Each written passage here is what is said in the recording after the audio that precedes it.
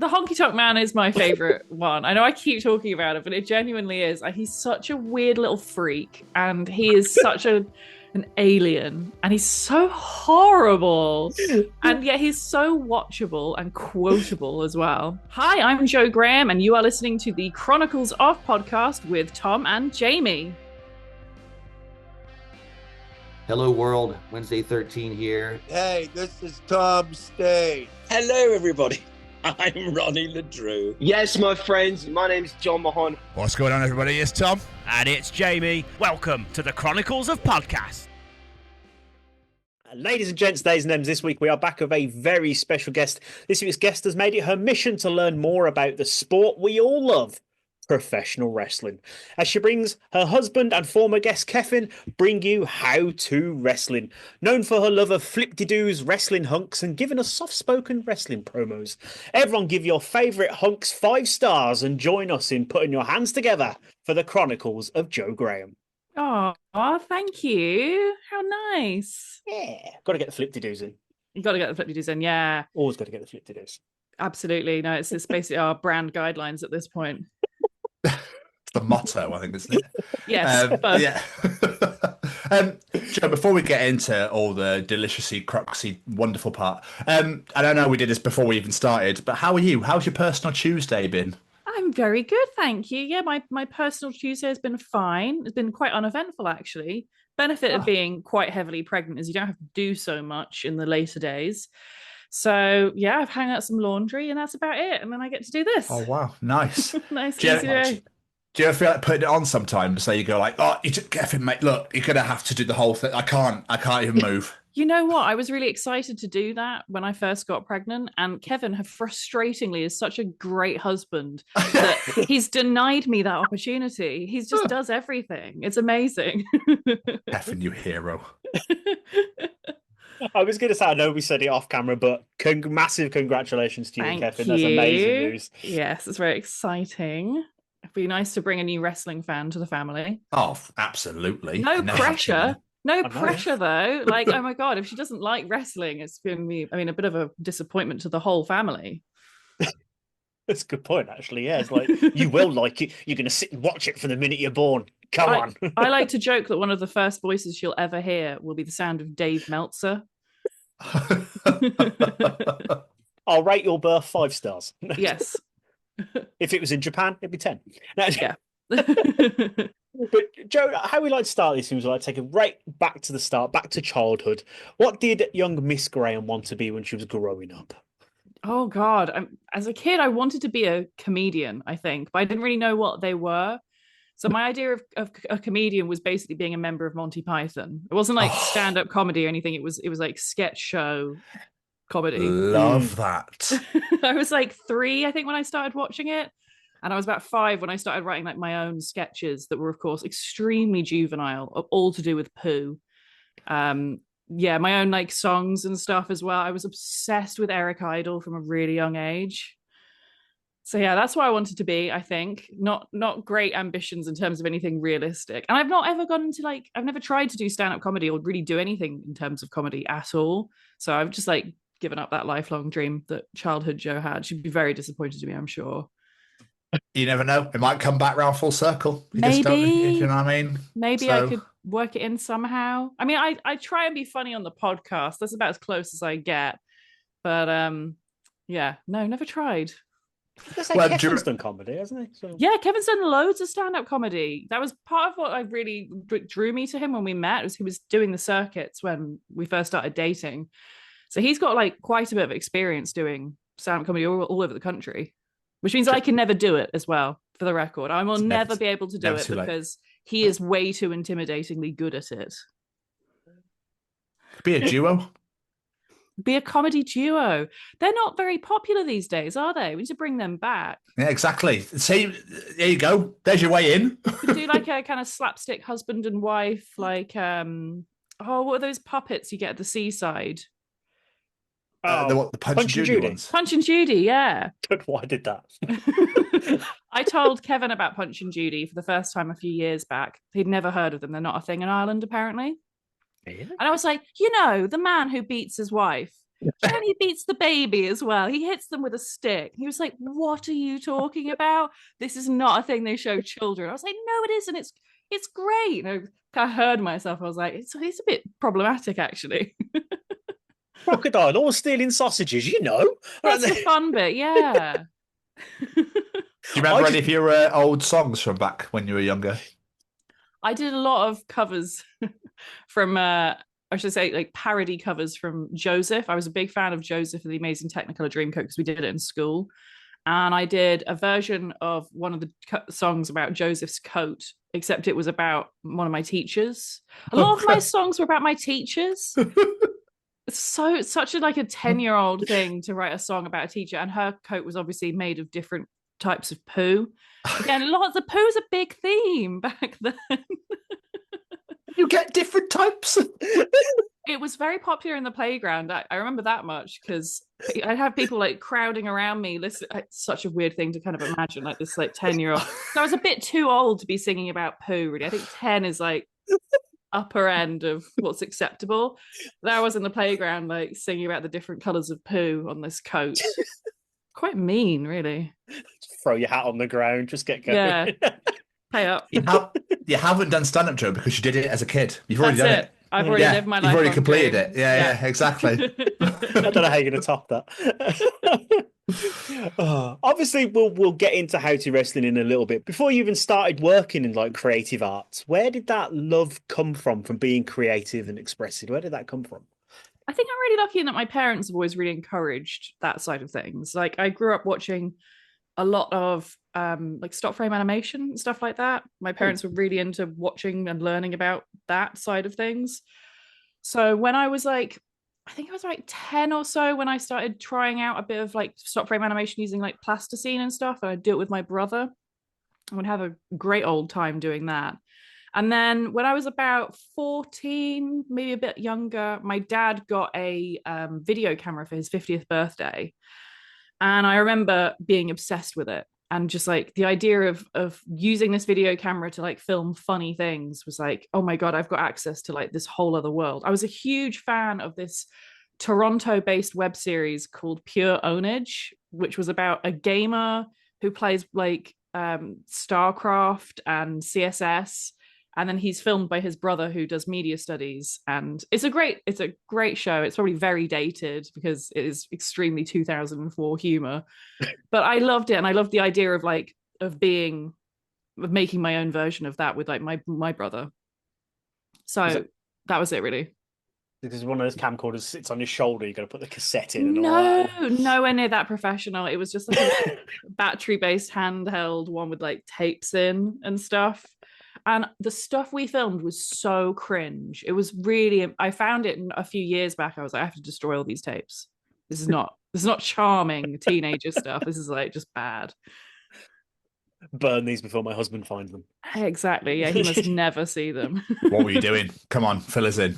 It was literally just me trying. The sad thing was, I think I was just trying to copy Pure Ownage because I was like 14. Okay, yeah. So it was just me filming my brother being like a gamer, which is like just literally the premise of that show already. Only it was done by like a 14-year-old and a 10-year-old instead of a 25-year-old and a 20-year-old. It's just not cool. Got you somewhere though. It's obviously you started to learn how cameras work, I guess, and how things. Yeah, in that sort of sense. Definitely, I learned how to like hold a camera steady, I guess, which is something my parents never figured out. All my childhood videos are extremely nauseating because they were so shaky. So I figured that one out quite soon. And then when I was about 15, my dad was working on a website for the London Globe Theatre. And they were like, oh, we need something to go on the website that kind of like showcases some of the toys they were selling. And they had like this like puppet that was like a plague carrying rat.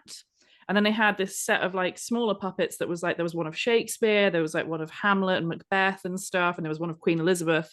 And they were like, if we give your daughter these toys to play with, do you think she could like film it for us and we could put it on the website? And my dad was like, absolutely, yes. So I think I was like 15 when I got my first like filming job. Ironically, I got like paid like 40 quid or something. And I made out at the time to all my friends, I was like, I got paid £40 an hour to do something for the London Globe Theatre. And it's literally such a shit little video of just me playing with puppets, going, wah, wah, wah, wah, wah, quoting Shakespeare like a nerd. But that was a lot of fun. And definitely like this, I think, not the success of that, but like my parents were proud of me for doing anything related to media, I think. And they were like, yeah, if you want to do it at university eventually, that's fine. 40 quid with free puppets? Yeah. That's it, yeah. Was that video the defining moment, Joe? Was it the defining moment for you where you went, this is what I want as a career, this is it? It was, genuinely, yeah. Because I was like, at the time, I was really naive. And I was like, wow, this is really good money. I bet I can make loads of money doing media. And having got my media degree, I can say that is no longer true. Oh, yeah. 40 quid an hour is unrealistic, little girl. I was going to say, obviously, I know you did media production at uni, but what sort of line of work did you want to get into when going down this path? Was it to be on screen or was it something completely different? When I went into doing media studies at university, I really wanted to be a director, which is why I did it, because I figured that was one of the few places you could learn it.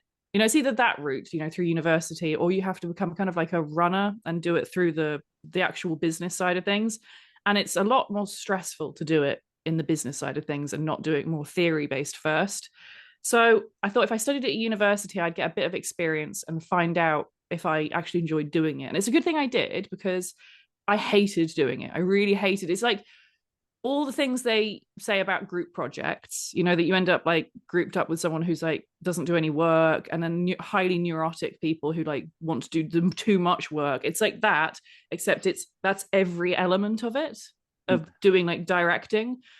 So I did it for about a term, I think. I was really lucky that my course in Lincoln, you do like a term of like kind of all the different elements of media. So you got to do a bit of radio production, you got to do a bit of like directing and a bit of like on-camera presentation work, or you got to do like a bit of graphic design and stuff like that. And eventually I was like, I don't really like the group project side of things. I'm a bit more antisocial than maybe I realized I was. So I ended up going down the graphic design kind of screenwriting route instead. So let's talk podcasting. I know you did some podcast producing elsewhere before starting doing the show. What was it you were doing then? So straight out of university, I got a job at a publishing company, like a niche publishing company that wrote magazines and newspapers about like trains and motorbikes and things. And I think the reason I managed to get that internship was because no one else my age wanted to work for somewhere that was so uncool, because trains have a very aging readership in general. Like, there's not as many train enthusiasts as there used to be. No. And so the readership of those types of magazines they were dying off. So I got an internship there, and they were like, we want to appeal to kind of like a younger audience. How would you go about doing that? My internship was basically all about pivoting to a younger audience for their readerships. And we started off with, it was something called More Bikes, and it was basically a digital only version of one of their newspapers that was free among dealerships. And it was such like it's a basic idea, but like hadn't been done in that industry at that time, because of it being an aging industry. And a lot of people in it who worked in it were on the older side. They didn't know a lot about like iPads and things and like digital publications. That wasn't really something they'd ever done before. So I was able to kind of swan in there and go, hey, I'm a bit of a genius. Have you ever thought of like having an app? And they're like, whoa, an app? Is that possible? And I'm like, yeah, we can totally do it. And so I managed to get like a full-time job off of that, just basically just suggesting things like that. And just going, right, we take the content from the magazines and we put it on a website or something like that. And one of the things that we thought would be a good idea to do was a podcast. And again, they'd never heard of such an idea. I had to explain to them the idea of like, it's a radio show. And they were like, great, let's do a radio show. I was like, no, it's not a radio show. And so, yeah, we did that. And I was really lucky that one of the guys who worked on Mole Bikes with me was quite a big name in the forgive me, my terminology is awful these days because it's been like 15 years since I worked there. Dirt bikes? Yeah. He was a bit of a celebrity, and he used to be on like Sky Sports and stuff like that. And he was like such into the idea of digitizing everything. So when I mentioned it to him, he was immediately like, yes, amazing, this is my baby. And we just like completely ran with it. And he was such a great host. And it was really lucky for me because otherwise they were trying to get me to do it. And I don't know I've like ridden a motorbike once briefly because it was part of my job there, but I don't know anything about motorbikes. So thank God I had two really great hosts on that. And I was able to just basically produce it then on my end and just edit it and make sure it was put out somewhere where people could hear it and get advertising slots. And it's kind of through that I met Kevin, really, because we matched on OkCupid and he was very sly about being a wrestling fan. He didn't tell me that for a fair few months. And then when he did eventually tell me, I was like, oh, you do a podcast? That's really cool. We'd have a podcast. But it's not, it's not doing great at the moment. It's still quite small. It's very niche. We don't really know how to like make it have a bigger audience. And his podcast, the Attitude Era podcast, had a massive audience, but it wasn't making any money at all. So I kind of said to him, look, will you let me write a report about your podcast? And in exchange, we'll show you how to kind of monetize it. And that was kind of like the exchange of information then was like, he taught us how to like market it better. And we taught him how to get like, not adverts, because he doesn't do adverts for the Attitude Era podcast, but we kind of worked out a way then of him like monetizing it a bit more with the fans, which kind of set the scene for Pod Crabs and what we do today. I just have this vision of you doing the motorbike podcast, be like, it's got two wheels. I know lots of songs about poo. Yeah, that's what I can offer. Like, if you want a podcast with songs about poo, I'm your girl. Moving off the back of a motorbike. Can you imagine? Oh, grim. Oh, no. I was going to ask, like, how did you and Kefin meet? But you sort of answered that one for me. I love it when people do that. Yeah. I started, when you said OkCupid, I was like, I don't think I've ever heard of that one before. Have you not? Really? No. Oh, it was the best. Yeah, it exists still, but it's like all of the dating sites now are just Tinder.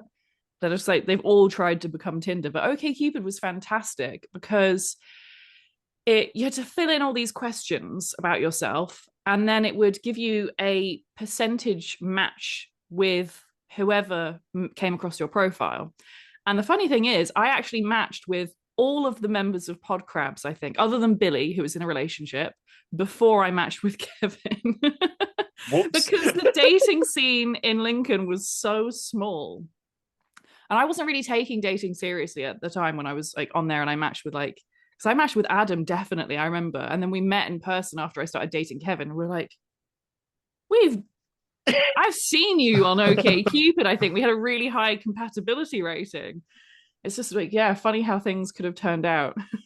That's absolutely hilarious. Do you feel like Tinder is like the digital age now, shag, marry, avoid? Oh, it is, but not even as good as that, isn't it? I mean, I've luckily not had to use Tinder, but I hear it's awful. It's grim. It's fucking grim. It's horrible. I've heard that. Yeah. But it's either people that just want to fuck are too intense, so the marry side, or go, nope. Yeah, that's true. I just think that people on Tinder aren't as outright at communicating as shag, marry, avoid. I think that would make a great dating app. Copyright right now. Copyright. Do it. Copyright. No one steal this idea, please. I'm writing it now. If the bike people can have an app, we can have one. Good for So, obviously, we briefly talked to Kefin about this when we spoke to him, but it was quite a little while ago. So let's refresh our memories. How did How2Wrestling come together? How did this all begin? So he was doing a podcast that he still does today, called Cinema Swirl. And Cinema Swirl is a fantastic podcast wherein Kevin shows movies to his friend Sam, who hasn't seen any classic movies. And it's great because Sam has seen literally no movies ever. Like, he hadn't seen even Star Wars when they started that podcast. And slowly over the years, he's like seen more and more films. And it was such a great premise, I thought, of the idea of having a bit of fun and also educating not just Sam, because there's loads. Like, part of the reason I love Cinema Swirl is I hadn't seen many movies when they started doing that show, so I've gotten to see so many movies by listening to Cinema Swirl and being like, oh, that's a movie I'd like to check out, or oh, this episode's coming out and I definitely want to. I've always wanted to see that movie, so I'll watch it ahead of their recording. And I was obviously with Kevin, and he's a huge wrestling fan. For those who don't know, he is like the biggest wrestling fan in the world. Like, his life is wrestling. And it really felt like he'd show me things every so often, like matches and stuff. And I'd have so many questions. I wouldn't really get it. And I was kind of like thinking it was quite a big gap between us of like, he loved wrestling so much. I had never seen any wrestling before meeting him. And it really felt like there was such a huge space between those two areas. And I was like, I'd love to try and watch some wrestling by myself, so it doesn't just feel like he's, just showing me things and I'm not really getting it. So, and also bear in mind, he was extremely coy. So he only showed me wrestling occasionally. I'd have to like beg it out of him, like, please show me some wrestling. He'd be like, no, it's uncool and I'm embarrassed. I want to impress this girl. Like, please. Anyway, so I tried to find wrestling by myself, and I messaged a friend of mine who I knew watched wrestling when he was growing up. I was like, what do I do? How do I find it? And he was like, go onto YouTube and type in The Rock. And so that's what I did. I typed in The Rock, and I came across the Rock and Sock connection that he did with Mick Foley, Mankind. And I loved that. And I was like, where can I watch some matches? And it turns out matches on YouTube at that time were really, really hard to find. And if you didn't know what you were searching for, and I didn't know anything, and I certainly didn't know any of the context for any of the storylines that they were having. Like, I didn't know why. I enjoyed the Rock and Sock connection, but I didn't know why it was so funny because of the history of Mankind and the history of the Rock and everything. And I was looking online to try and find an explainer video or anything like that would kind of provide some essential context to wrestling. But I didn't even know it was fake or worked or whatever. Like, I knew nothing. So I was kind of then coming back to the situation of like, oh, I'm having to like plead with Kevin, like, please teach me. And I realized, I was like, this is something that probably actually could be beneficial to quite a lot of people, because there's probably loads of people in my shoes here who would love to like watch wrestling. I'd always wanted to watch wrestling, but I never knew anything about it. It's such a hard fandom to penetrate. It's like impossible to comprehend if you've not tried to do it. And so I was like, well, why don't we do kind of like a thing like Cinema Swirl, except you show me how to be a wrestling fan, basically. Such a great concept, because like you say, it's so hard to get into because there's no real, but there is a starting point, but you're going back hundreds of years at this point. It's never an ending. Where do you begin? Like, it's like starting EastEnders. Like, do you just jump in? Because that's what you would really do with EastEnders. You just jump in, and that's kind of what you should do with wrestling, is just jump in and watch what's on at the moment, and then kind of work your way forwards and backwards as you need to. But the thing with wrestling is, because it's an industry that, as I said, is fake or worked, it's predetermined, the outcomes. And because it has roots in carnivals, it's even the language is designed to be impenetrable to an outsider. Like, the whole gimmick of wrestling is, you're not us, you're not one of us, and you can't be one of us. You don't know what is going on here. It's like all an illusion. So it made it just so much harder to like get into. And because I'd already done it with more like the publishing company I worked at, Morton's, like I'd learned a bit about trains, a bit about motorbikes. I'd penetrated that hard to penetrate industry, and that was easy enough because I just had to like read magazines and stuff. But like, wrestling is way harder. It's way harder. I was going to ask, how much did you know about the world of wrestling before? But if you didn't even know that it was predetermined, I'm guessing nothing. I knew nothing. I didn't understand. One of the things that really I struggled to get my head around was the idea that promos happen. Do you know what I mean? Like, because I was under the impression, I'd seen clips of wrestling before, like in the late 90s when it was like the Attitude Era, and it was all like bombastic power moves in the ring and stuff like that, and punches and kicks and things, and men in tiny pants. And then like I'd hear from friends who watch wrestling, they'd be like, oh, and so said this, or this particular thing happened in storyline. I'd be like, what are you talking about? It's not wrestling, because wrestling is the fight in the ring. And they were like, no, they cut promos. I was like, what's a promo? And then like the idea of like the bits, for instance, if you go back to the Attitude Era, like Stone Cold Steve Austin taking over the WWE headquarters, and he's like driving a car around. I was like, in my mind, I was like thinking, is the car in the ring? Like, how does this work? To an outsider, it's just completely alien. As well, if you didn't know it's predetermined, you're like, who stands there and has a conversation with no one in the middle of a ring before having That's a fight? It makes no sense. And that's like before you even get started on like Dave Meltzer as a concept. I've become fascinated with him because he's a journalist and a critic at the same time who gives star ratings based on what he believes to be, and they're not even his opinions, they're what he believes to be objective tastes on the world of wrestling. Like, it's such a fascinating industry, and there's nothing like it. I've never heard Dave Meltzer referred to as a concept before. The abstract of Dave Meltzer. He's a state of mind. But it's amazing, like how you guys have managed to bring this together, because it really works. But how did what you learned before working on the bikes, the trains, and stuff like that blend in? Like, what did you carry over into building How2Wrestling? I mean, actually, shockingly little, because it's such a different type of fan base. The one thing that does cross over is it's a very large autistic population of the fandom, which is something that like I loved working at Morton's with the trains and the motorbikes and stuff, because with a really hardcore fan base that just loves one thing and loves that thing so much that like really nothing else matters, it's really nice to be part of a fandom like that. It's like, I don't know, it's again, it's hard to explain if you've not. As a girl who wasn't really interested in many hobbies, I didn't come across stuff like that until I worked in the publishing industry with the trains and the motorbikes and stuff, and then with wrestling. And it's just really nice to have something where if you know a little bit about it, you can meet anyone who's into that and you can have like a conversation for hours. And I never had that before, of just like, this surface level, like, small talk and stuff. But if you are a wrestling fan and you meet another wrestling fan, you will never run out of things to talk to that person about. It's fantastic. It's amazing, isn't it? It's so great. And it's one of those things that's like, it's everywhere as well. It penetrates so many different industries. It's great. And like you say, with wrestling fans, they're very passionate, very enthusiastic. Yes, definitely. So when the show first launched, which I can't believe was over 10 years ago now, what was the response like in the early days? I think we were lucky because Kevin already had an established audience.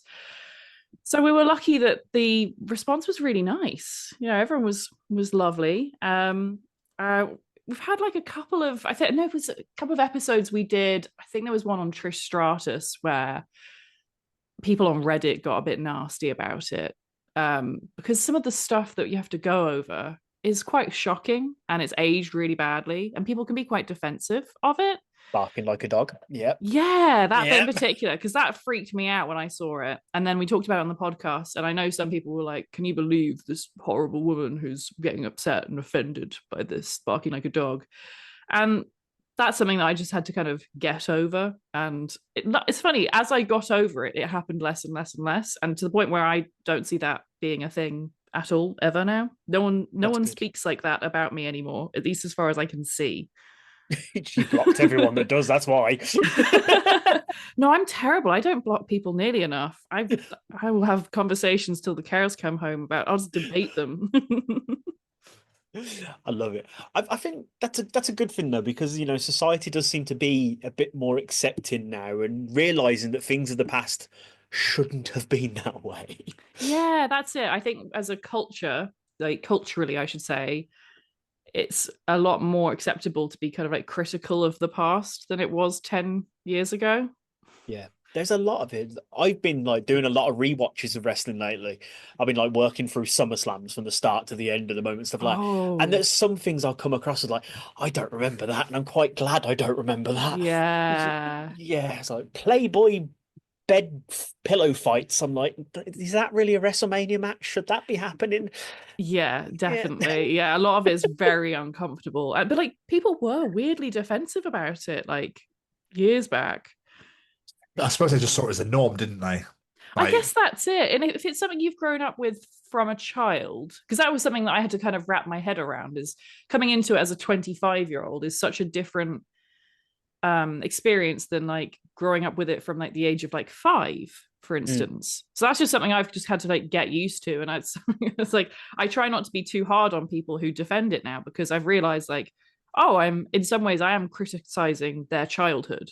And that can be it can feel hurtful, even though it's not my intention ever.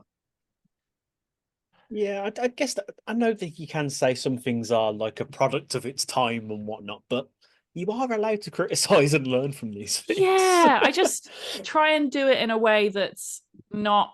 I try and always be like verbally kind of like, look, I know that I don't understand this in the way that you guys understand it. And that's what is helpful about Kevin, is he has grown up with a lot of this stuff. And a lot of the conversations we have on the podcast are conversations that me and Kevin have had off microphones beforehand, of like, you know, maybe him defending, I'm not going to say he's defending like the Trish like a dog stuff by any means, but there have been moments where like I've called out something that's like, whoa, what the hell was that? And he's been like, well, what do you mean? Because it's normalized to him. If you grow up watching wrestling, so many things are just like, well, that's normal. Yeah. So my dad fucking hates it with a passion. All wrestling. He absolutely despises it. And I remember growing up and we used to stay with him every Friday and Saturday. I think it was like every other week or so. Anyway, he had Sky. I never did when I was growing up, so I had to try and get it somewhere, some way, somehow. And I was like, oh, Dad, would you mind if we watched it? He's like, fucking, I suppose so. Yorkshireman, tight ass, whatever. He's like, yeah, I suppose, bloody hell, you know. And then he was like, I'll go and do something else. But anyway, it was in 2002. And the first person to come out was Stacy Keibler. So he was there going, fucking, this is bullshit. Hello, Stacy. And then that was it. He was in. And she is like, I mean, in some ways quite tame compared to some of the things that was going on. The first person, I can't remember what was going on, but she just came out first, and he was glued, gone. That's it. He's in. That's favorite wrestler. Yeah. To be fair, we play as her a lot on there's the Wrestling 2K games that WB make, and Stacy Keibler is my favorite person to wrestle as on there. Her big boot. I don't know why her moves are like broken, but she is like so much fun to wrestle as. She has this like running leg, and it's so OP because she's got really long legs. Yeah, and it's almost like wrestling as like a super hot female JBL.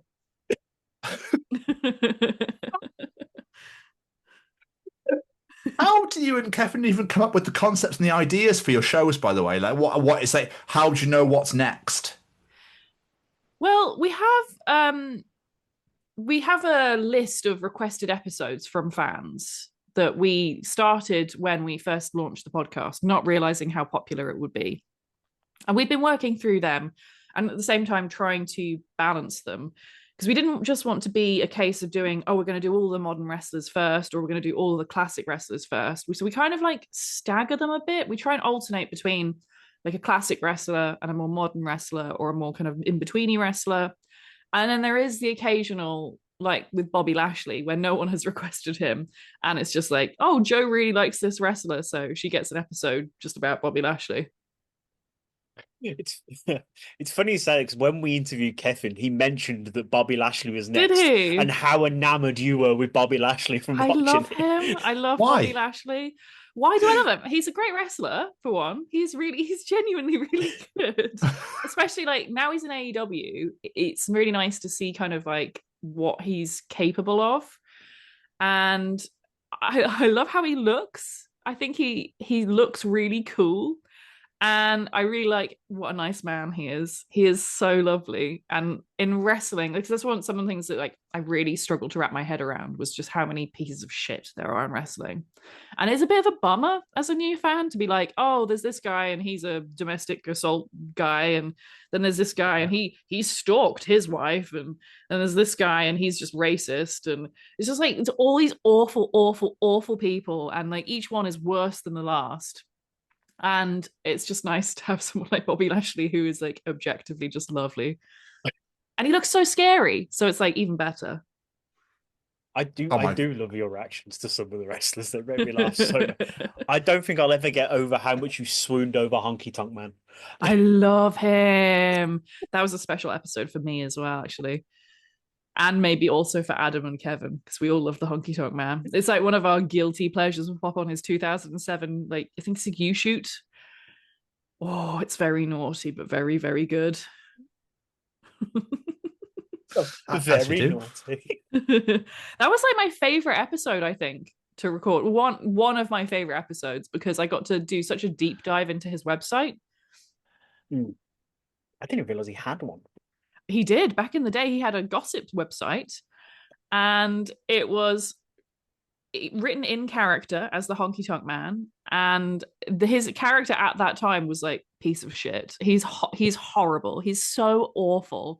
He like is awful about women, and he is awful about all his friends supposedly, and he's always like starting fights with like Roddy Piper and other legends, and he's all bitter and stuff. But it's just his shoot interviews and his website are both just so, they're quite intoxicating, because he just will, like, nothing is off limits. He will talk about absolutely anything. And his website was a great place to find, and I still use it to this day to kind of find out about certain wrestling rumors, because there's stuff that happens in wrestling that then gets covered a bit in the mainstream news but doesn't get covered in like wrestling news. And it's easy, I think, as wrestling fans to kind of miss out a lot of that stuff. And Honky Tonk Man was one of the few people who would write about stuff that had appeared in mainstream news. I'm talking about like criminal cases. Like when Stone Cold Steve Austin divorced Deborah, she put her wedding ring up for auction and then gave the proceeds to a charity for domestic violence. And Honky Tonk Man wrote about that on his website. And he was like, hint, hint, you can read between the lines about what that means. So I was like, what does that, what does that mean? So I looked it up, and sure enough, it turns out Stone Cold Steve Austin was a very, very, very bad husband. And it like just wasn't, this is like 2003 or 4. So it wasn't too long after the peak of his career. And it just like, most wrestling fans don't even know about that stuff. And the Honky Tonk Man was there just like, blah, blah, blah, telling everyone like, I don't care. I actually had no idea about that. Oh yeah, you can read an interview from her for the full context. It's shocking. Stone Cold is not a nice, I mean, who knows what he's like now. He seems to have mellowed out a lot, but at the time, like, she compared him to Chris Benoit. That's how bad he was. Yeah, she was scared for her life. Yeah. So Benoit is one I loved growing up. Loved him. And then when that came out, I was like, fuck's sake. Yeah. So, yeah, I can't imagine what it must have been like to be a fan of his before knowing about. Oh, I was obsessed. I loved him. Like, I loved his matches, everything about him. I was just obsessed with him. Yeah. Him versus Kurt Angle. Like, I think and Jericho, WrestleMania 2000, and then there's him and Angle the year after. Is it right? Yeah. Yeah. Oh. Yeah. Oh my! And then him and Jericho at Royal Rumble 2000. Like, I just loved Benoit. Just loved everything about him. Like, he called himself the Crippler, obviously. Yeah. Obviously, that was in real life as well. But yeah, I just everything about him. I was just like, love this guy. And then that comes out, and you go, brilliant! Shatters everything. And it doesn't help. Like, the way they covered it at the time was weird as well. Like the slow drip feed of what actually happened. Yeah. But then I think in Jericho's book, he talks about how he missed 2 phone calls off him. And he went, I'll call him back later. And obviously, hours later, he was found dead. Can you imagine? It's crazy, isn't it? It's absolutely... I was gutted, absolutely heartbroken when I heard that he'd passed away. But obviously, after I found out what happened, it was more a case of, that's really shit. Yeah. I can't. Sad, but shit. I remember when it happened, and it was literally like drip feeding information. Like you Yeah. said, he's passed away, and it's like, oh, there's like some interesting circumstances around this. And then the more you find out, you're like, oh shit, Yeah. okay. I feel so bad for all the wrestlers that were made to do the special show in honor of him, the tribute show, because they were obviously like doing that under very specific circumstances, not really fully clued in on what had happened. And that stuff has aged so horribly. Yeah. Very awkward to see. I think isn't that the episode of Raw the week before where Vince blew himself up in the limousine? Yes. I think it is. Yeah. Yeah, crazy. That's kind of a weird how all that came. Anyway, I don't believe in that universe and that sort of thing. But what's great about your podcast, obviously, is that because you deep dive so much and go to specifics about a lot of people and events and moments that happen and stuff, is that it caters to newcomers to the show, to wrestling, and obviously the seasoned vets at the same time. Yes, thank you. Yeah, it's That's become more of a deep dive, I think, the longer we've done the show for, because it started off obviously as me being like, just teach me about wrestling, teach me about the terminology, and teach me about who John Cena is and stuff. And obviously, I've been watching wrestling now for 12 years. I'm not a new fan anymore. I can't really pretend to be. Yeah. So it's fun for me. I get to join in on the deep dives. Like, we've got the episode New Jack coming out soon. And what would have been, if we'd done this 5 years ago, it would have been Kevin just telling me about what had happened and all the incidents in his career. And instead, I got to be the one to kind of do a lot of the deep dive research and find out like how much of the incidents that happened, like how much of the world building around that was actually real and how much of it was maybe worked a little bit. Mm-hmm. With your shows though, do you both like plan things out with like a bullet point thing, or is it just you go in and go, let's just talk? What we tend to do is we watch any documentaries that exist about the subject first and foremost, and we kind of use that as like a bare bones, because they often will talk about like their childhood or how they got into wrestling, and then maybe like the main beats of their career. So we kind of use that as like the bones, and then from there, it depends on the wrestler. Certain wrestlers Kevin takes the lead on, and he gives me kind of like more of a guide of like, we'll be doing this and this and this. Like anyone who has wrestled in the territories, like we did the sheep herders, the bushwhackers recently, Yes. and so much of their career is in the territories. Even though we read the book together, he had to guide me through that a lot, because I just can't keep that many promotions in my head at the same time. There is like 50 of them. And then with other episodes like the Honky Tonk Man one, which was more my research, I kind of tell him, we're going to talk about this, we're going to talk about that, then we're going to talk about this other thing, and then we go from there. Okay. It's fascinating, because like Tom was saying there, like seasoned vet listeners, like they learn things. Like I've been watching wrestling since I literally can't remember a point in my life I haven't been watching it. And that Bushwhackers one specifically, now you're talking about it, there's so much I didn't know about them. Like I knew they were the sheep herders, but absolutely mind blowing, absolutely fascinating gentlemen. Like, it was amazing to listen to, and I love that. And the one he did about Tenru as well, and I was like, I think I remember him from one match in like WrestleMania 7 or something, and like learning all about these different people. So it gives me new things to watch, and I love that. Oh, that's really good. I'm glad. Yeah, because that's kind of like the main thing we've wanted in the past few years as I've done more research. Because it's not just been about Kevin doing all of it himself. So we've been able to kind of do a lot more deep dive stuff. It's, Kevin can listen to a lot of the wrestling observers from the time and get the context from the wrestling side of journalism, that picture. I like to do a lot more kind of like web-based, like archival research and stuff like that.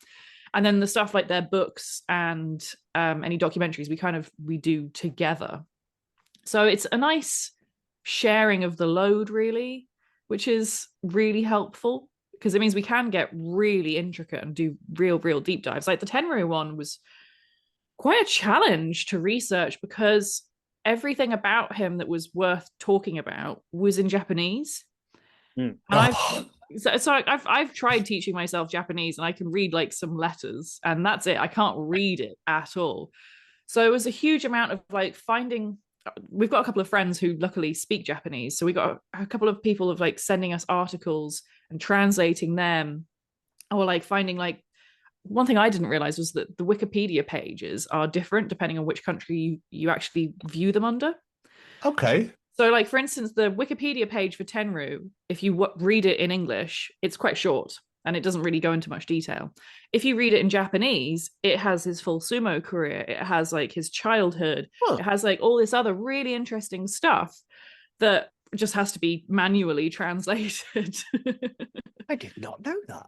Yeah, it's really interesting and time-consuming, but fun as well. Yeah. I was going to say, do you have time for, like, actual life? Yeah, no, we do, luckily, because it's my job. So I get to spend, like, my working hours doing stuff like that, and then outside of that, of course. So what are you going to make Kefin watch then to talk about after? How do you mean? Sorry. As in, like, so he got you into the wrestling side of things. So what love of yours are you going to then put onto him to go, right? That's a really good question. I don't know if I've done that with anything. Joe.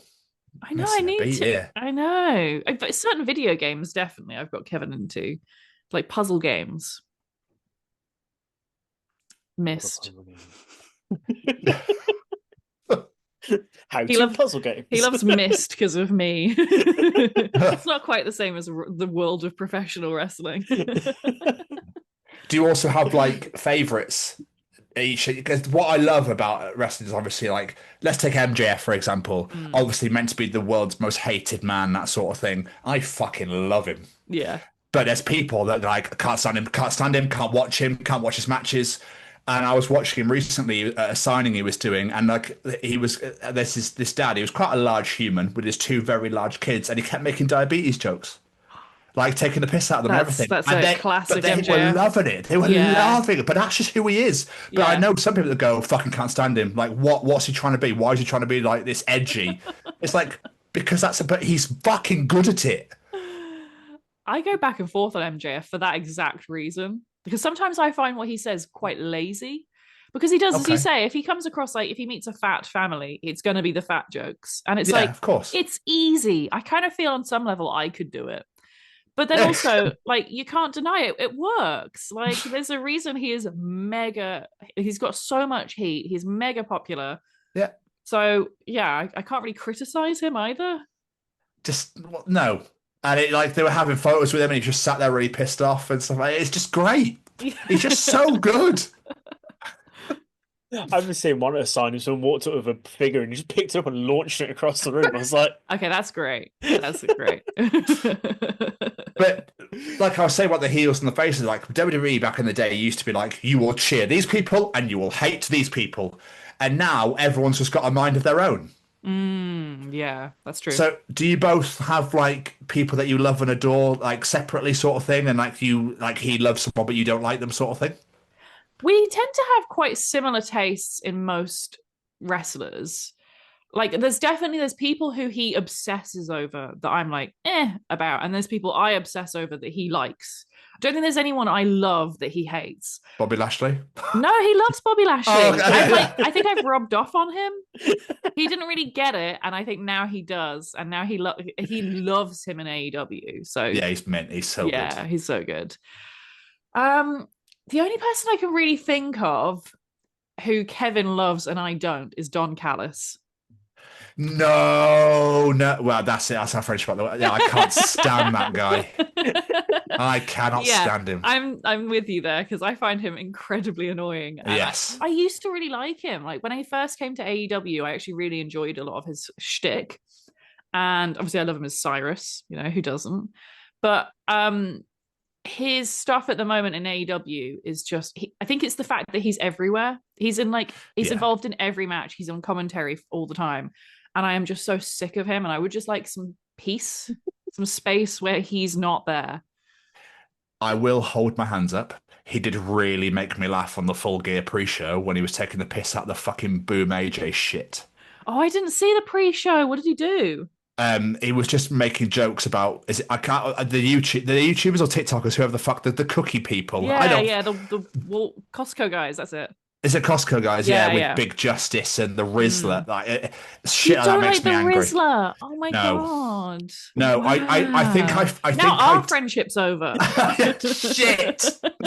I think people that come from the outside world that think so, like Jake Paul and Logan Paul piss me off as well because they're coming. That.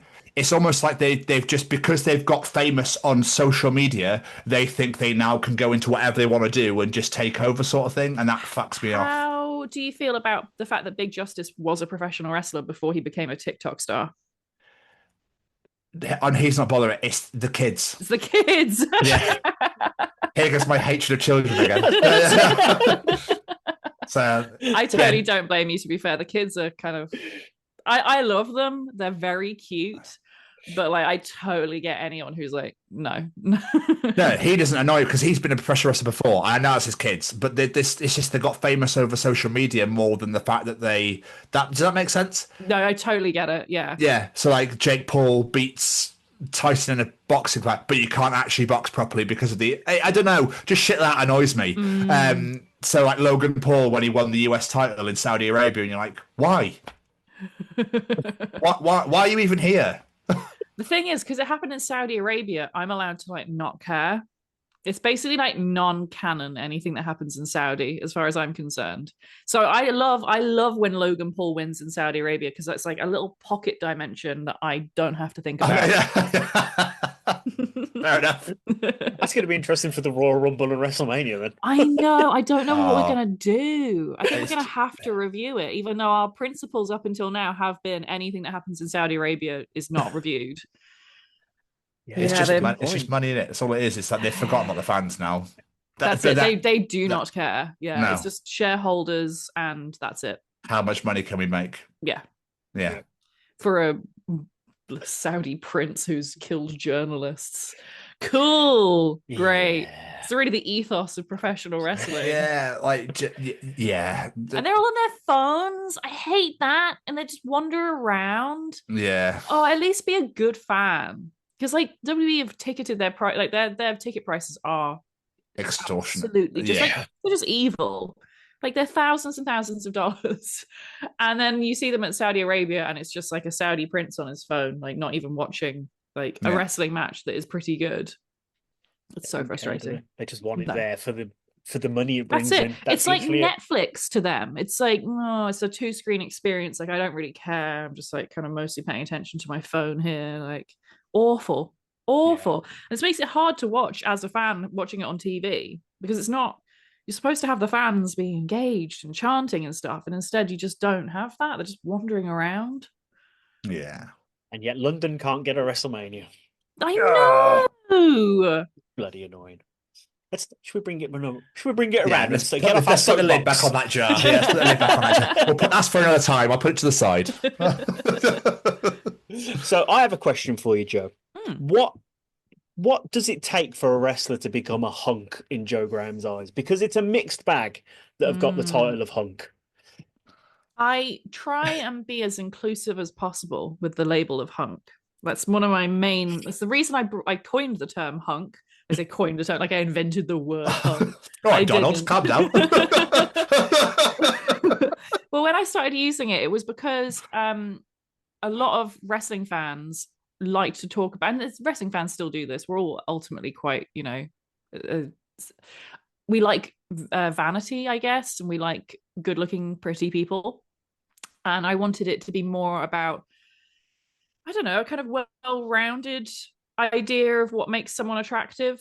I didn't want it to be like, oh, here's a thin, muscular white person, like that's a hunk. Like it was more to do with like, any gender, any body type, like just someone who kind of makes your heart go aflutter a little bit. So that's why the Honky Tonk Man is a hunk. Number one hunk from that face. I'm just going to throw Dustin Rhodes in. He is absolutely a hunk. Lush, I mean, yeah. It's like, especially like his early career when he's like the Natural. Oh my God, he is like he is like a model. He's just even now, just love him. Oh my God, yeah. Everything about him. Yeah. It's just a shame he wears the face paint, so you can't really see it a lot of the time. I want him to go back to the Natural. I want to bring him back. Bring back the jeans. The personality. Just everything about him, Yes. Just the jeans. Joe just wants the jeans. I do. I want them jeans. I love it at the start of most episodes, Kevin, like, is he a hunk? Yeah. Just clarify now. Are they a hunk? And the answer is almost always yes. So I do want to ask about another member of your team who isn't heard on the show, and that is your incredible illustrator, Dan Swanton. Oh, yeah. Where did you find this guy? Because his artwork is incredible. Dan he is my ex and my best friend. We met at sixth form and we started dating then. And we lived together for about 7 years. We used to do illustrations together where he would do the artwork. Sorry, I should say do the line work and I would color it in. And he kind of taught me how to illustrate myself back when I wanted to do that a bit more and then ultimately gave it up. And then when it came to doing How2Wrestling and we wanted episode artwork, it was like obvious, like it was always going to be Dan because Dan is the most talented illustrator I've ever met.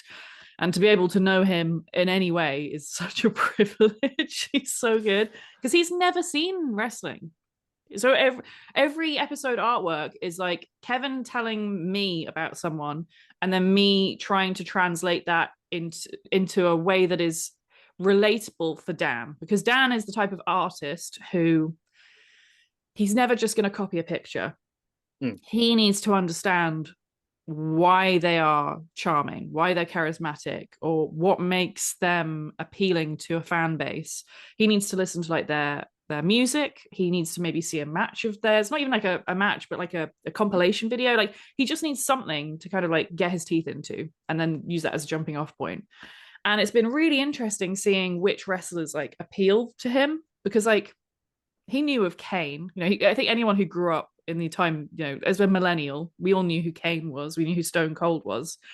But trying to explain to him more like complicated people, like the Honky Tonk Man, has been a fun challenge. How on earth do you explain the Honky Tonk Man to someone that doesn't know who they are? I think I spent like 3 hours on a call with Dan being like, this guy, he's horrible. He's horrible and I love him and he wants to be Elvis. He's so hot. I absolutely love them. They're incredible the way he puts them together. And like, I'm trying to think, there's one that really stood out to me. I think it was Owen Hart. Oh, I love that one. Oh, so good. Like I've got that one framed right up there. It's one of my favorites. That's amazing. It's so good. Yeah, he makes him look kind of like the old troll face meme. Do you know what I mean? Yes. Which is so funny. Like I love sometimes Dan will make it a real likeness for the person. Like the New Jack episode that we're doing. It's like almost like a photograph. It's so good. It's so accurate. And then other ones, randomly, he'll go completely the opposite direction, and but you'll capture the essence of that person instead, which I think is such a talent to be able to do that. I really cannot wait to see this New Jack, and you've completely ruined that Owen Hart. Oh, it's out now. It. Is it out now? Yeah. Well, not the episode, but the artwork is out now. I was going to say. No, the episode is coming out this week. I don't know when this is going to be released, but yeah. Friday. It's going to be, it should be out by then, yeah. Absolutely amazing. I cannot wait for that. So I was doing my research into this, you know, as I do, as a professional, do my research into you. And I was looking on the How2 website and I discovered Joe's top rated matches. Now, this is a mixed bag of matches. Yeah. I like Big Show versus Akabono. How does that get onto Because my match ratings, I've tried to be as different from Dave Meltzer as possible. Dave Meltzer believes he is the objective view of what is a good wrestling match, to the point where Dave Meltzer will be like, I didn't enjoy this match, but technically it's very good, so I've given it a perfect rating of 6 out of 5 stars. That is the opposite of what I want to do. I've always wanted to just rate things consistently about what I feel for them in the moment. And it means that like matches, because there will sometimes be matches we do for episodes that we then do for like Pay-Per-View Classic, which is our spin-off series on Patreon where we look at like classic pay-per-views. And sometimes my match ratings will change depending on if I've seen them in a whole pay-per-view or not. So it's entirely subjective. It's just by the whims of my mood. And if I've not eaten, sometimes that can make a difference. And if I've slept badly, that makes a difference for sure. Or if me and Kevin have had an argument, that one doesn't happen, actually. We're very, very luckily don't argue before we watch wrestling. But like loads of things can change it. And the thing with the Big Show versus Akibono, I think we did it for a pay-per-view classic.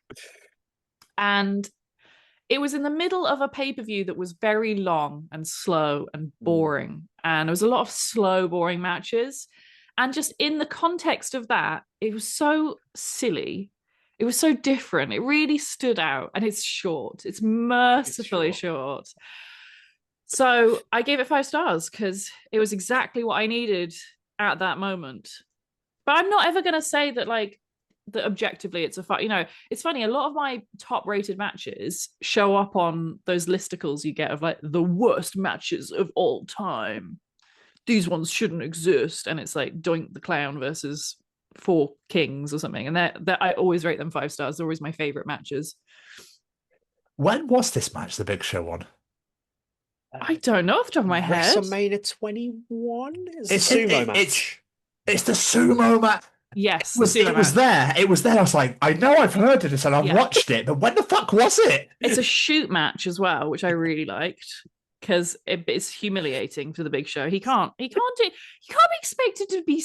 There's so much work that goes into training to be a sumo wrestler. Like the Tenro episode taught me that much. Like it takes a huge amount of skill and talent and natural genetic ability. And bless him, the Big Show has none of those when it comes to sumo. And then they like, Vince McMahon's like, yes, you have to do a shoot match. And poor Big Show loses immediately. Yeah, and then they put him against fucking Floyd Money Mayweather. And they do it to him again. Poor Big Show. Yeah, he's another one of my love. Is he? I really want to do an episode about him soon. Paul White, what a hero. There's so much to cover. He just did anything and everything, didn't he? He didn't really give a fuck. Yeah, he was just in.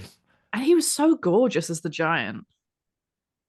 Okay. He was a big, handsome man. He was such a handsome man. He had beautiful eyelashes. Every time I notice that, but really, oh my god, we're watching a lot of Nitro at night at the moment, like wrapped up in bed to like go to sleep, like toasty Nitro. And the Giant shows up frequently and he's so gorgeous. And they always mention on commentary like, oh, he's a big ugly giant. He's like, no, he's not. He's hot as hell. He's like absolutely stunning. Definitely falls into the hunk category. Yeah, definitely. 1,000,000%. He's there with Dustin and the Honky Tonk Man. Yeah. And Bobby Lashley. I just really want you to do a Big Show now, just so you can watch the monster truck match if you haven't already watched it. We have. That was an early one we did, actually. I think did we do it for Hulk Hogan? Yeah, you might have actually. Yeah, yes. We loved any excuse to watch a stupid gimmick match. So good. I love that Hogan episode. I've never heard anyone hate someone so much in my life. And it's funny because I think we need to do, now that he's dead as well, we need to do like a revisited or something, because I actually really like Hulk Hogan now. I've come around on him completely. Like, to be clear, I don't like him as a person. He's a piece of shit racist. And quite frankly, I'm glad he's dead. My heart then stopped. I was like, what do you mean you like him? And then, yeah. Oh, okay. I had a mild panic then. As a wrestler, I've really come around on his matches. Like, I think it was one of those things that I didn't, as a new fan, all I wanted from wrestling was flips. And as I've gotten older and I've watched more wrestling, I've come to appreciate the other facets of the business a lot more. And Hogan is a shit wrestler, but I do think he has a certain je ne sais quoi, like a certain X factor, which is very watchable. I really like him, especially Hollywood Hogan. I really like him. He's another product of the time. Definitely. What was needed at the time, absolutely. You mentioned it earlier, but I do want to mention you guys have this incredible community on Patreon, and they've done so much for you guys. Like, does it blow your mind seeing the amount of support you guys get through this? Oh yeah, God, all the time. I'm like, horrified is the wrong word, but like genuinely like so stunned all the time, especially because like occasionally we'll do like a live show or something and we'll get to actually meet people, and then it's like it's suddenly it becomes like very real, because there's just like names otherwise behind like, you know, a computer screen. And yeah, I don't know, because we never, I can't speak for Kevin, but like from my end, I never record a podcast being like, we'll broadcast this to all of our fans and everything I say will be listened to very carefully. I just basically have a conversation with my husband about wrestling, and I kind of, for the most part, pretend the microphone isn't there. And that's how I get through, because otherwise I would probably overthink everything I say and it would be horrible. So yeah, it's always wild to then actually see, like, oh yeah, we've got like an audience and there's actually lots of people who really like us. It's amazing. And they should, because it's an incredible podcast. Oh, thank you. Yeah, well, I'm proud of it. But you brought up my next question, which is the live shows that you've done, obviously with the annual podcast events and that sort of thing. Do you cater it differently for live ones? Is it like, we're going to do something, or is it just do it? Is it as normal? This is the subject. Here we go. No, it's totally different. We go a lot more in depth with the pre-recorded podcasts, but the live show ones, they always have like we have a time limitation, so they're often like 60 minutes or maybe like 90 minutes if we're lucky, so we have to kind of fit a lot more in. So we always try and pick episode subjects that we can rush over quite briskly, which is why we haven't done any like all of our episodes generally on How To these days are about a person, and then we delve into like their childhood and their career and stuff like that. We never do them for the live show because we would just never be able to do justice to their career. And I'd hate for it to be the case of like, we try and do that, and then someone's favorite wrestler doesn't get the episode that they wanted. And then they're disappointed. And because that's their one shot at like having How To Chris Masters. I don't know. Oh, Chris Masters. I love Chris Masters. Is he anyone's favorite? He's Billy's favorite. I don't think That's- we're going to do a Chris Masters episode. But yeah, so we tend to stick to things that are a bit more broad, and we can kind of do more kind of rapid fire content through. So it's a bit more fun to be as part of like a live audience as well, because like some of the subject matters when it comes to people, because wrestling is such a fucked up industry, a lot of people come from like broken homes and things like that, or they've done horrible crimes and things, and it would be such a bummer at a live show to like go over, like for instance the New Jack one that's coming out, like having to talk about the mass transit incident to a room full of wrestling fans who want to have a good time. That's a good point, actually. I'd be walking out there and be like, I gotta get a fucking drink after that. Jesus. It's going to be a bit of harmless wrestling fun. Christ. They've all got towels over them shivering, like, oh. And instead you've got a long train journey back home. Yeah. Everyone on their phone on Wikipedia, mass transit. Jesus Christ. Oh yeah, God, content warning. Definitely on that one. But part of that success through Patreon and stuff like that, you've been able to now do this as a career, which for us as like indie podcasts, it's the dream.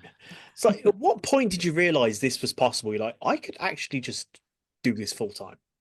It came in stages, because like when we first launched the Patreon, we were lucky to do pretty well. And we launched the Patreon, I think, a year after launching the actual podcast. And I think then we moved to Manchester, and because Kevin was a teacher for many years, and he was working in this school in Rochdale or near Rochdale, and he was having a horrible time of it. Like he was like, you know, almost on the verge of like a mental breakdown. Like it was awful. It was really, really hard for him.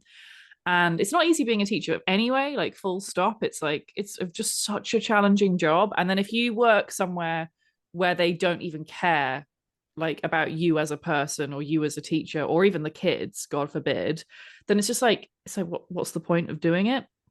And so there was a time when he'd been working there and he was having to do these classes that he wasn't even his background, and he was so unhappy, bless him. And so I said to him, look, we earn enough money on the Patreon, you can quit, you can just quit teaching, do this full time, we'll make it work, you know, we'll be okay, basically.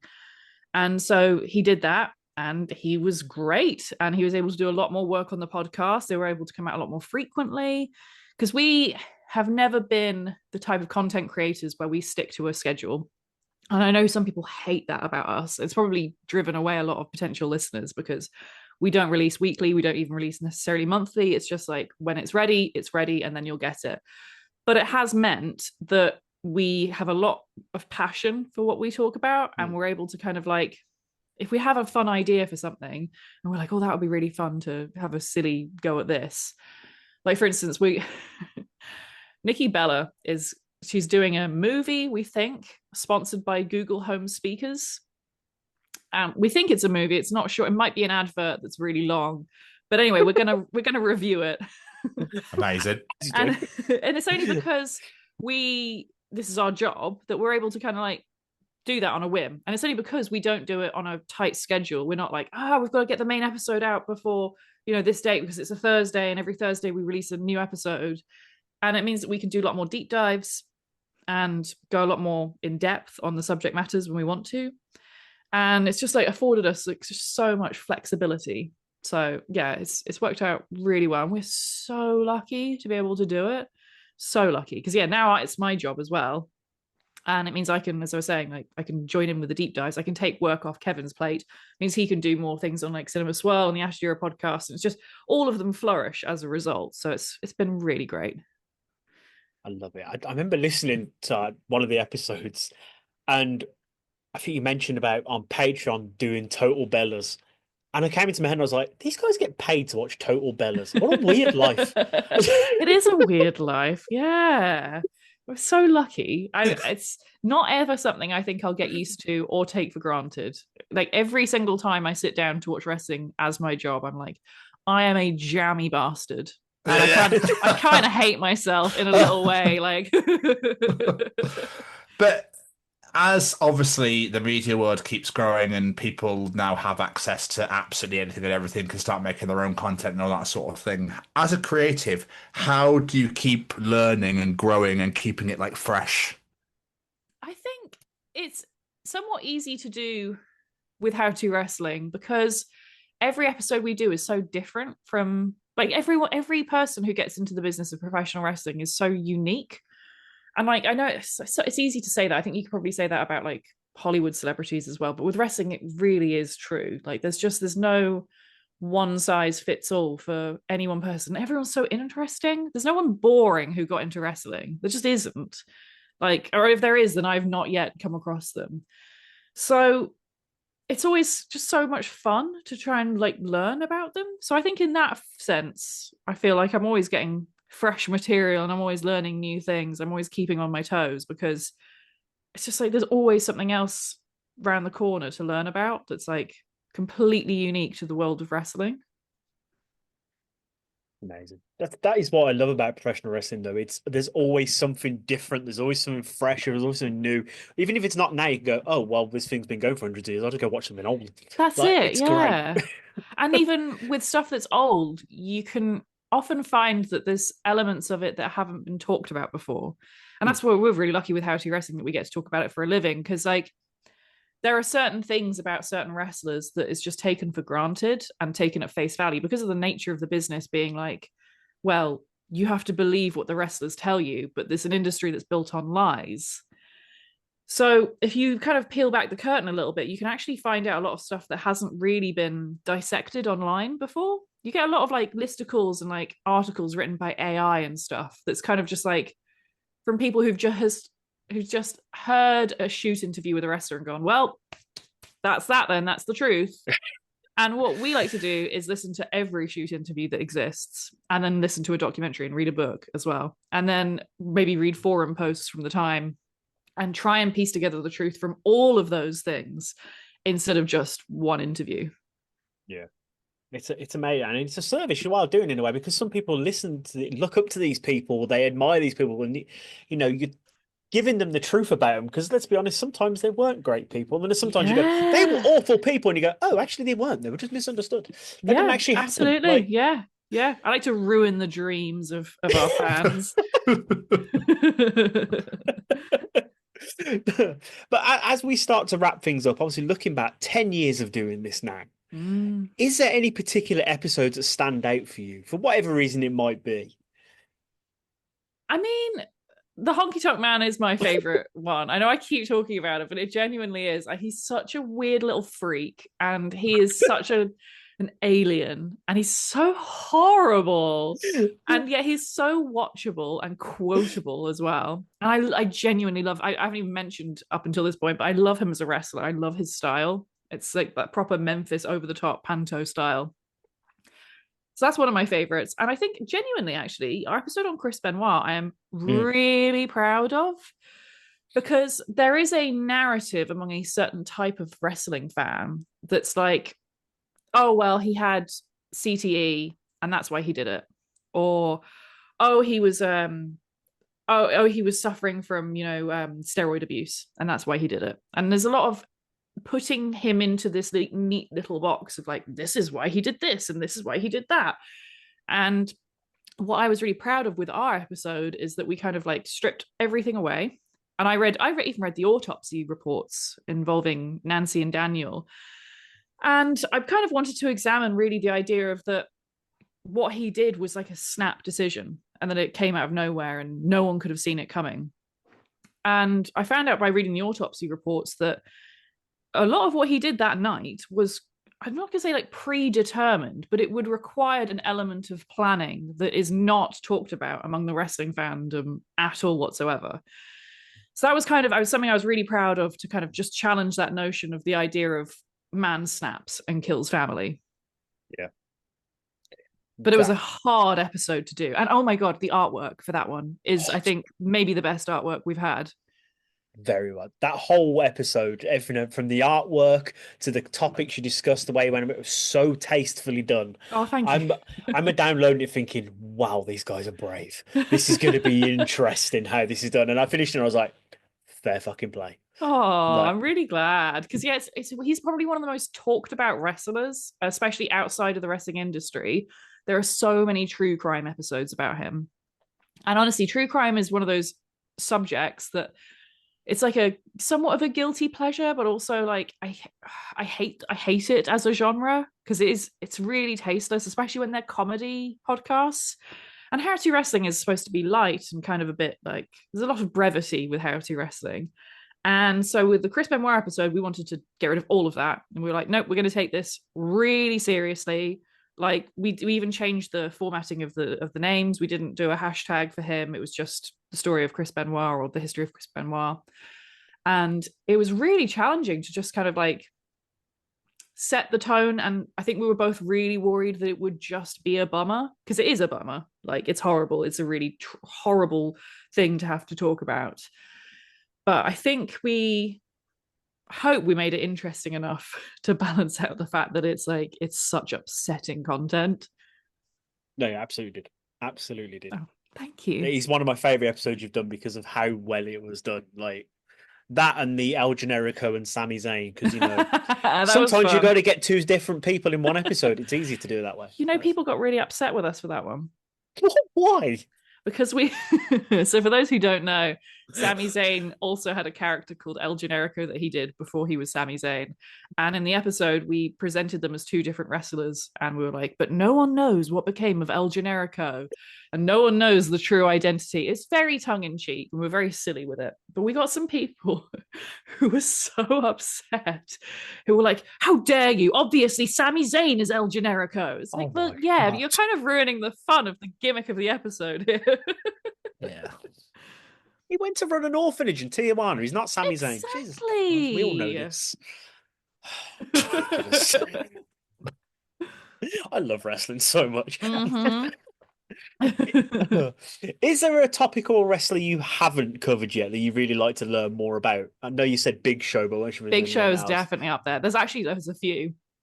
Big Show is definitely one, because the Big Show, I have a running joke with my husband Kevin that I am cheating on him with the Big Show because he's the only man bigger than him. Kevin is 6'5", so I have this running joke that the baby is actually Big Show's baby. So that's part of the reason I want to do a Big Show episode. But I'd also really want to do an episode on The Rock, because I know nothing about him. And he's such a big character. I really want to do an episode on The Undertaker, because I know a bit about him. I've actually gotten really into his podcast that he does with his wife, Michelle McCool, 6 Feet Under. It is awful. It is so bad. They hate each other so much. There's like so much contempt between them, and it's really gripping and watchable, and I love it. That's my guilty pleasure. And then the other one, the one I really want to do, but it's going to be I don't know. The expectations I'm worried are set quite high because everyone knows how I feel about this person, but that's Triple H. Oh, okay. Yeah. I'm really excited to do a Triple H episode. I'm going to bury that man. I hate him. I love it. I cannot. I always get so excited when an episode drops. So I really hope you get to do this soon.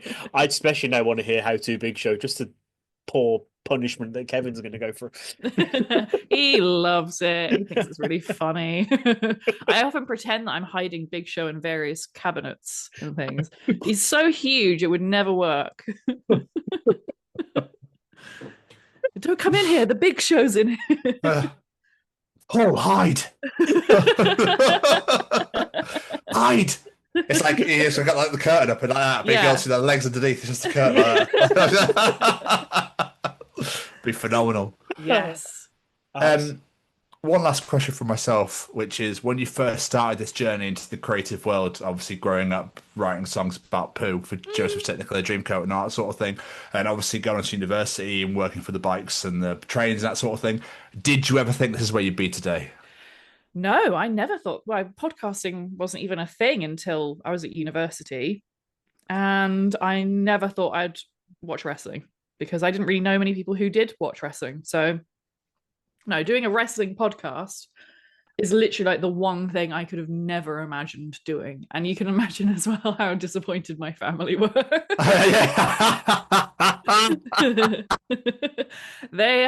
My poor family. I've never had less in common with them since I've done this podcast.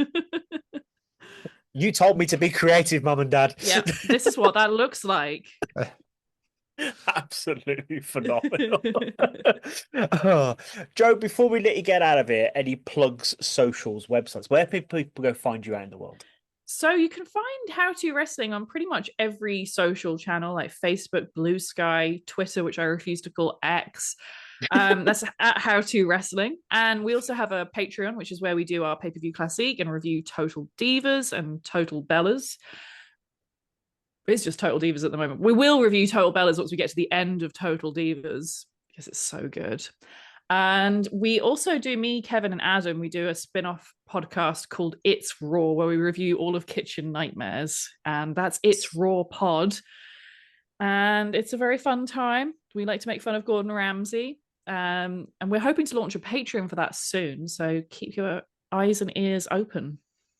Absolutely incredible. Joe, thank you so much for taking the time out to chat with us. It really means the world. It's been so much fun. Oh, thanks for having me. Yeah, it's been absolutely amazing. Keep killing it, you and Kevin. I've been listening since episode 1 and I will keep listening. It's an absolutely incredible show.